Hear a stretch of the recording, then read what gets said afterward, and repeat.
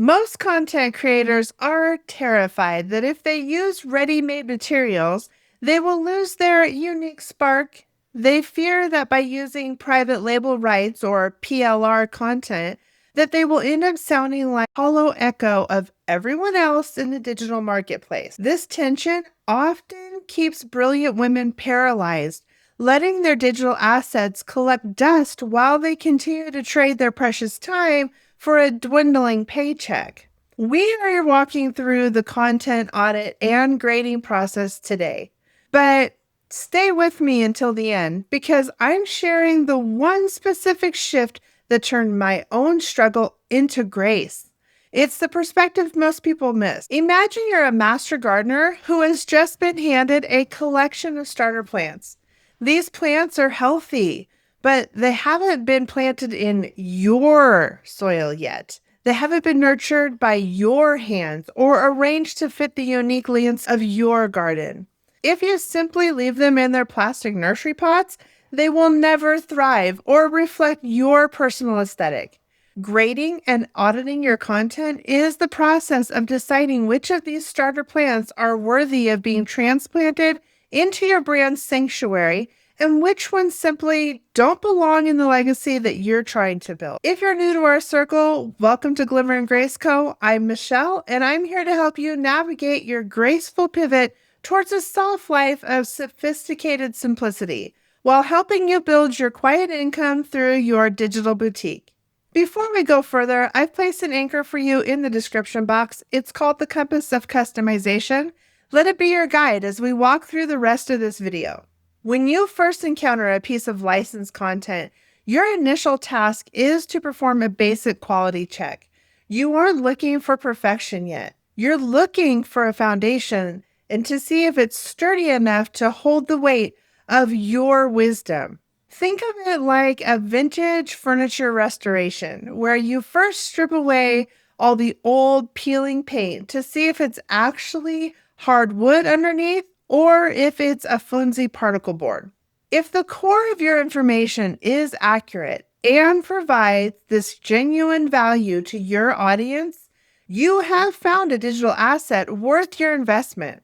Consider a woman who spent years in the corporate world accumulating a library of leadership guides and strategy templates. When she decided to make the shift and open her own digital boutique, she felt overwhelmed by the sheer volume of materials that she had gathered. By applying a grading system, she was able to identify which pieces resonated with her new mission of the quiet income and which ones were still rooted in her hustle culture from work.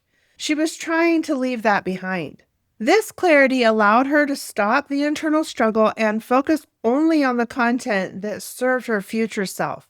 To begin this audit, you must first verify the factual accuracy of the material to ensure that it meets your professional standards. Next, you want to evaluate the structure to see if it follows a logical path that leads your customers towards a specific result or a transformation. Finally, you must check the licensing terms to confirm that you have the legal right to adapt, brand, and sell the content as your own in your own boutique model. These 3 layers of vetting ensure that every piece of content that you release is an intentional step toward your legacy. Once you've confirmed that the foundation of your content is solid, you can begin the more delicate work of aligning it with the specific heartbeat of your brand and the needs of those you're serving. The second layer of your audit moves from mechanical to personal. This is where you determine if the content can actually carry your voice. It is the resonance test.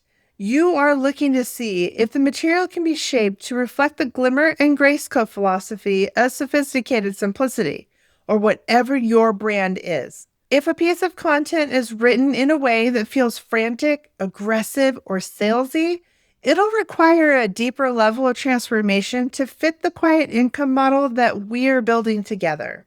Think of this process like walking through an old home you've just purchased in the Garden District. The bones are beautiful, the structure is sound, but the previous owners may have chosen wallpaper or fixtures that feel loud and cluttered. You don't tear down the walls. You simply peel back the layers that don't belong and replace them with the colors and textures that invite peace and presence.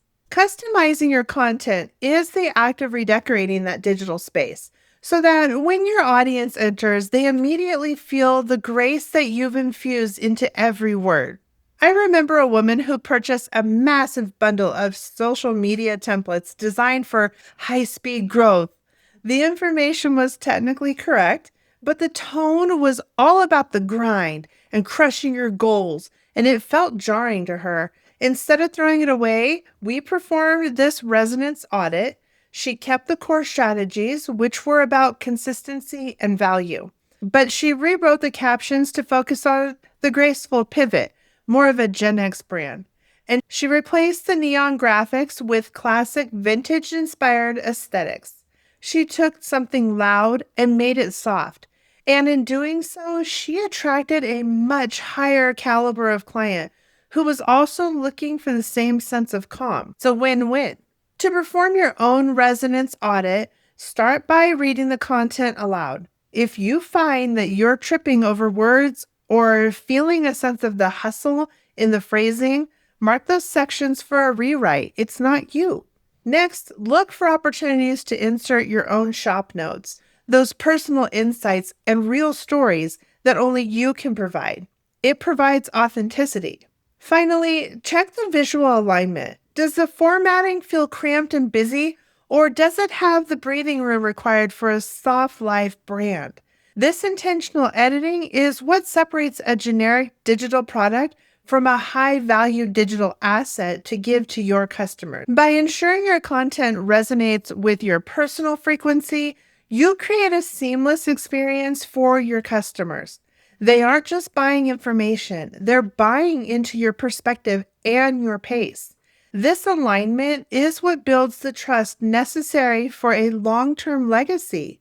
However, even the most beautiful content is useless if it doesn't serve a specific purpose within your boutique. We must look into how these pieces fit into the larger architecture of your business. The final step of your audit is the utility assessment. This is where you determine the mechanical purposes of each piece of content within your boutique ecosystem. You must ask yourself if a specific asset is a bridge that leads to a lead magnet, a pillar that supports a paid product, or a quiet companion that nurtures your relationship with your existing circle of women. Without this strategic placement, even the most beautiful content is just more digital noise. You have to build that relationship with your customers. Think of your digital boutique as a curated gallery in the heart of the French Quarter, or wherever you may be living. Every painting, every antique, and every piece of jewelry has a specific place and a reason for being there.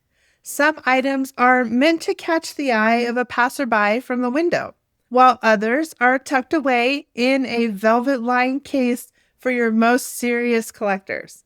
When you audit for utility, you're acting as the curator, ensuring that every piece of content has a job to do and a place to reside. I once worked with a woman who had a brilliant collection of mindfulness guides that she adapted from licensed content.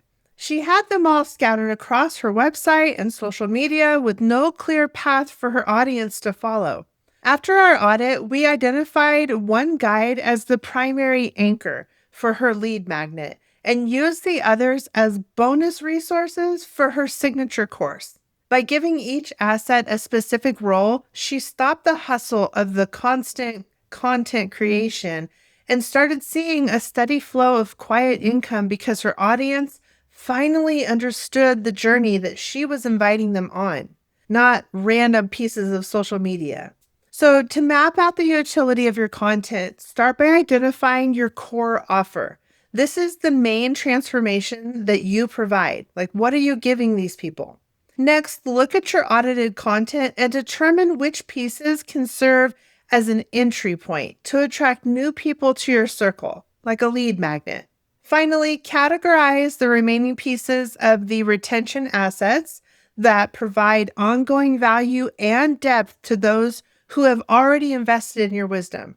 This framework transforms your collection of files into a functional revenue-generating engine that runs with grace and precision. Remember that you'll find the compass of customization waiting for you in the description box. So do let it be a compass for your pivot today. The guide includes the specific utility map that we just discussed, helping you place your newly graded content exactly where it needs to be to serve your business and your life. The specific shift that turned my own struggle into grace was the realization that I didn't have to be the primary source of every single word. I realized that my value wasn't in the grind of the typing of every sentence from scratch, but in the wisdom of my curation. When I shifted from being a writer to being an architect, I found the freedom to build a legacy that didn't require me to sacrifice my peace. You have permission to be the architect of your own quiet income. If you found value in this video today, be sure to like and share and join our circle by subscribing. Use the compass of customization to begin your pivot. Find your glimmer today and walk in grace. And I'll see you in the next video. Bye.